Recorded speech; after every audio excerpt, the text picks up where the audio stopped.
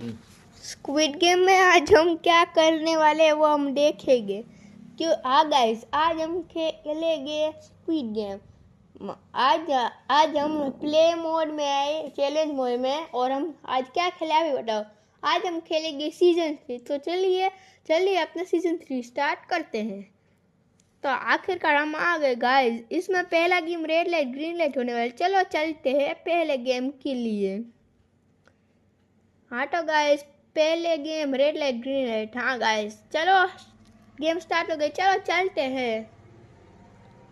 ओए डोर गाना करिए। रेड लाइट हो गई। अच्छा हिलाने का मन, हाँ आउट हो जाता। ग्रीन लाइट हो गई, भागो जल्दी। ओह रेड लाइट फिर से।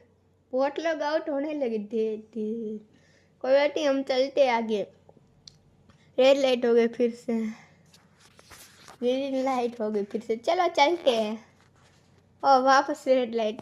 गाइस जल्दी जाना पड़ेगा, 10 मिनट से भी कम टाइम है। आखिरकार इस हरी लाइन को क्रॉस कर दिया गाइस हमने।